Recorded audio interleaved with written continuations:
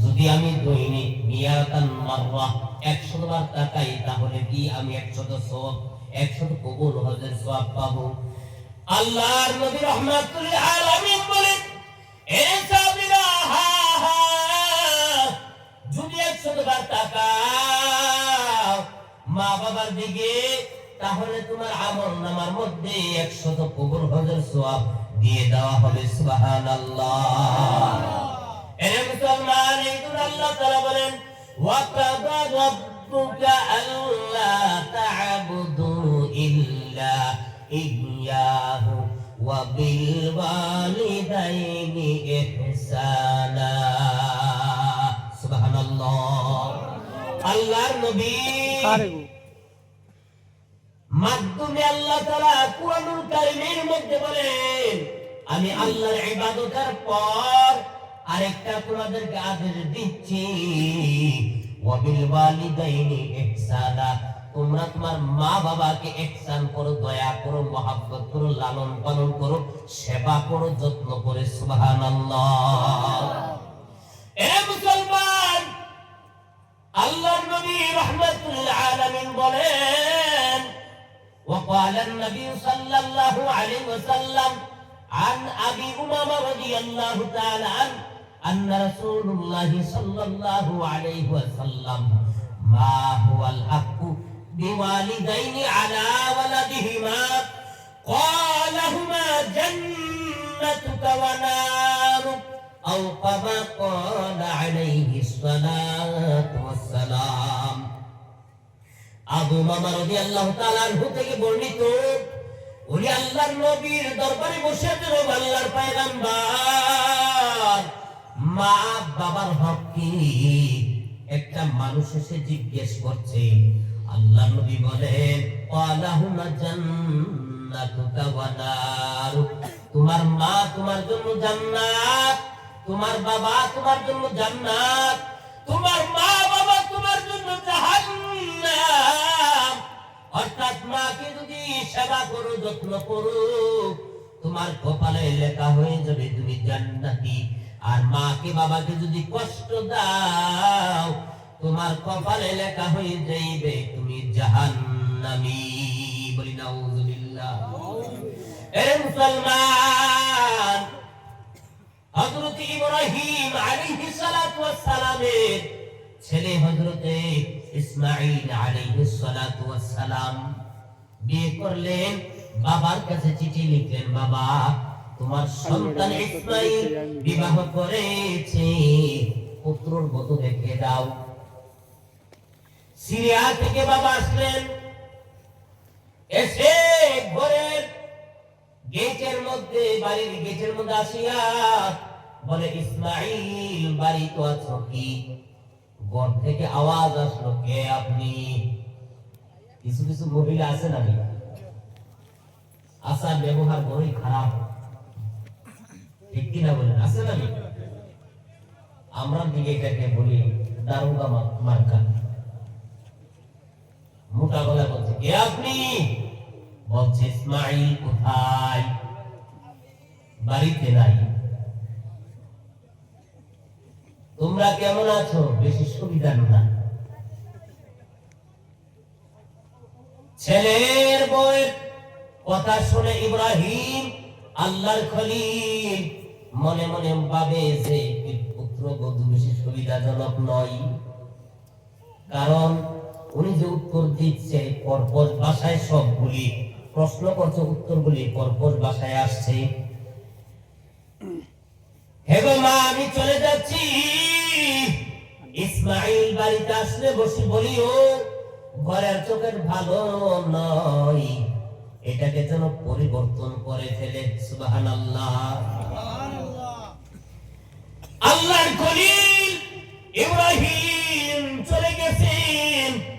বাড়িতে আসার পর ইসমাঈল আলাইহিস সালাতু ওয়াস সালাম বাড়িতে আসার পর স্ত্রী দৌড়াইয়া গেলেন। জানি না কোত্থেকে যেন একটা বৃদ্ধ নিয়ে এসেছেন। ওনার সব কথা বুঝেছি, একটি কথা বুঝি নাই। কি কথা বুঝো নাই? যে উনি বলেছেন গড়ার চোকাট ভালো নয়, এটাকে পরিবর্তন করার জন্য ইসমাঈল আলাইহিস সালাম কাঁদতে শুরু করে দিয়েছেন, কারণ নবীর কথা নবী বুঝে। সুবহানাল্লাহ। এরে বিবি, লোকটা কি আসতে বলো নাই না, খেদমত করো নাই না, ঘরের মধ্যে ডাকো নাই না। এরে বিবি, কি করলি? এটা কেহ নয়, এটা আমার বাবা ইব্রাহিম খলিল। সুবহানাল্লাহ।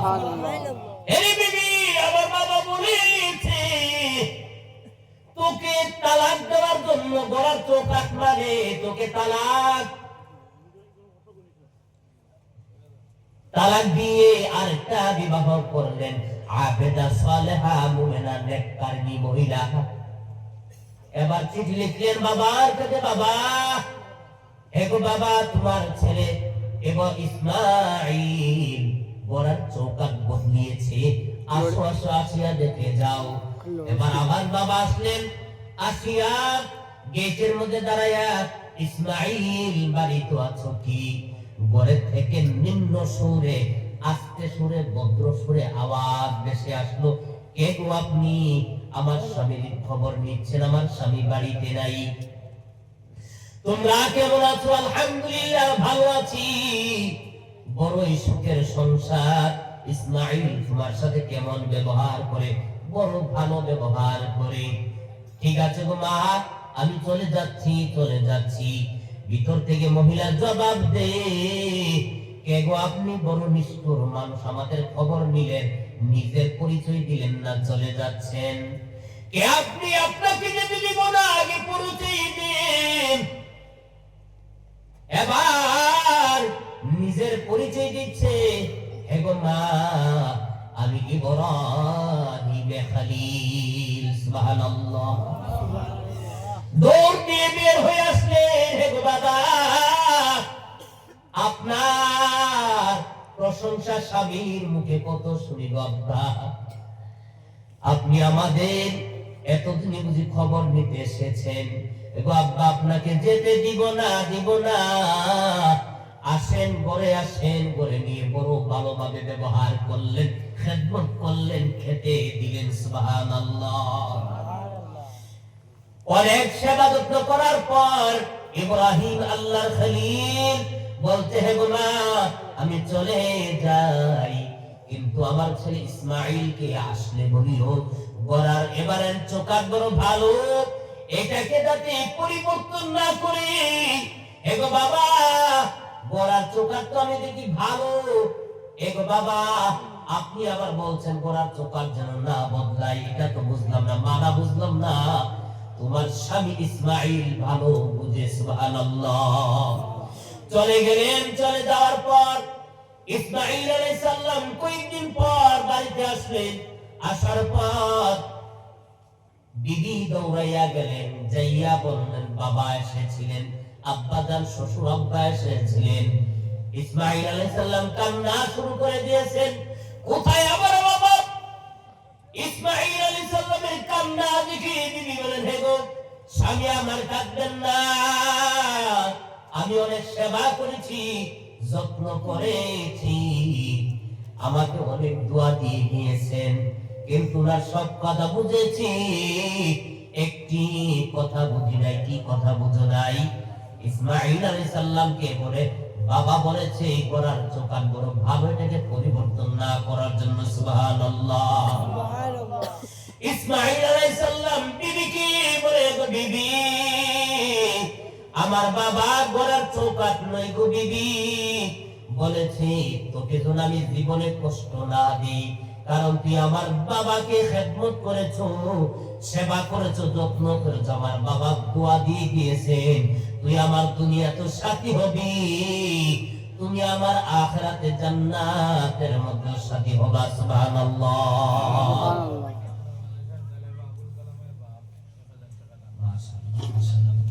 আবুল কালামের বাবা ইমাম সাহেব তলাবা দিয়েছেন 1000 টাকা। বলি মারহাবা। কেউ বলেন না মারহাবা? মারহাবা। নারে তাকবীর। এই মাদ্রাসা তলাবা আবুল কালামের বাবা 1000 টাকা। মাশাআল্লাহ। আল্লাহ তাআলা আয় আল্লাহ তাআলা দয়া করে মালিক দানটা কবুল করে নাও, মঞ্জুর করে নাও। আল্লাহ দানের খবর নবীর রওজায় পৌঁছায়া দাও, জান্নাতুল ইজ্জতে বরকত দাও। আয় আল্লাহ তোরা আমাকে মালিক দয়া করিয়া আল্লাহ তাকে ইলমে লদুনি দান কর, আল্লাহ বড় আলিম বানায়া দে গো মালিক। দুনিয়া তো শান্তি দিও, আখিরাতের মধ্যে শান্তি দান করে দিলে বলি আমিন, দিলে বলি আমিন। ভাইরা আমার অনেকের আছে মা নাই, অনেকের আছে বাবা নাই। ও প্রিয় ভাইরা আমার, হে গো মালিক সৈয়দুর ভাইয়ের দানটা কবুল করে নাও, মঞ্জুর করে নাও। আল্লাহ আমার ভাইয়ের মা নাই, বাবা নাই, মা বাবা আছে যারো দুনিয়ায়,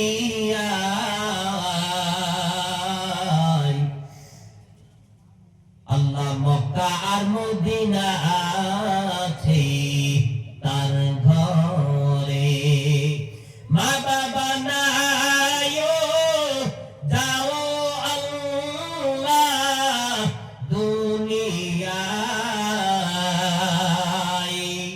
দুঃখ বলবার জায়গা নাই দুনিয়ায়, দুঃখ বলবার জায়গা নাই দুনিয়ায়। আয় আল্লাহ তাআলা মাওলা কারীম, আল্লাহ আমার সৈয়দুল ভাই আল্লাহ মা নাই, বাবা নাই, মালিক দুঃখ বলবার জায়গা নাই। মা বাবা তোমার সম্পদ মালিক, আজকে মা বাবা হারাইয়া এতিম হয়ে গেছে। আল্লাহ আমার ভাইয়ের মা বাবার কবরে সওয়াবের হাদিয়াগুলি পৌঁছায়া দাও, মা বাবার কবরগুলি জান্নাতের বাগান বানায়া দাও। আয় আল্লাহ আমার ভাইকে মালিক ওই দিন আরশের ছায়ার নিচে জায়গা দিও আল্লাহ, যেই দিন সূর্য 12টা মুখ নিয়া আসরের ময়দানে উপস্থিত হইয়া যাইবে, মানুষের মগজগুলি বলে বলে টকবক করে করে নাক দিয়ে কান দিয়ে চোখ দিয়ে বের হয়ে যাবে। আয় আল্লাহ আপনার হাবিবে বলেছে দানকারীকে আরশের ছায়ার নিচে জায়গা দেওয়া হবে। আল্লাহ আমার সাইদুল ভাইকে আরশের ছায়ার নিচে দয়া করে আল্লাহ জায়গার ব্যবস্থা করে দিও, জোরে বলি আমিন, জোরে বলি আমিন। ও ভাই চিৎকার দিন আল্লাহ, ওই কঠিন মুসিবতের দিন আমার ভাইকে আরশের ছায়ার নিচে জায়গা দিও, বলি আমিন। অন্য 70টা ফরজের সমান সুবহানাল্লাহ বলেন, মাশাআল্লাহ। ওনার ছেলে হাসানে দিবে আরো 500 টাকা, বলি মারহাবা। ও ভাইরা আমার রিয়াল বা রুয়াল বলেন না, ঠিক কি না বলেন, রুয়াল বা রিয়াল বলেন নাকি? কোরআন শরীফ রেখেছে পড়ে রুয়াল বলেন, আমরা রিয়াল বলি। এটা মধ্যে রেখে যখন কোরআন শরীফ পড়া হয় কাঠ দিয়ে বানান অথবা প্লাস্টিক দিয়ে বানান, প্লাস্টিকের চেয়ারও আছে, কাঠের চেয়ার আছে, কিন্তু রুয়ালের মধ্যে আমরা বসতে পারবেন নি। বলুন বসতে পারবেন কেন জানেন? কোরআন শরীফের সাথে লেগে থাকার কারণে আল্লাহ কাঠের রোয়াল, প্লাস্টিকের রোয়াল এটার দাম বাড়িয়ে দিয়েছেন। এটা 5 দিন আগে এটাকে শুরু খাই, সুবহানাল্লাহ বলেন। মাদ্রাসার সাথে সম্পর্ক রাখবেন, মাদ্রাসাকে খেদমত করবেন, বুদ্ধি দিয়ে, শ্রম দিয়ে, টাকা দিয়ে সম্মান ইজ্জত বাড়ায়া দাও হাশরের ময়দানে। আয় আল্লাহ তাআলা ওনাদেরকে নাজাতের জরিয়া বানাইয়া দিও। আয় আল্লাহ তাআলা মালিক, আল্লাহ যেদিন মানুষ পানি পানি বলে চিৎকার মারবে, ওই দিন কঠিন মুসিবতের দিন আরশের ছায়ার নিচে তাদেরকে আল্লাহ জায়গা দিও। আয় আল্লাহ মাওলা কারীম কোরআনের সাথে আল্লাহ লেগে থাকার তৌফিক দাও, কোরআনের নূর দাও, অন্তর নূরান্বিত বানায় দাও, বলি আমিন। রেহানুদ্দিন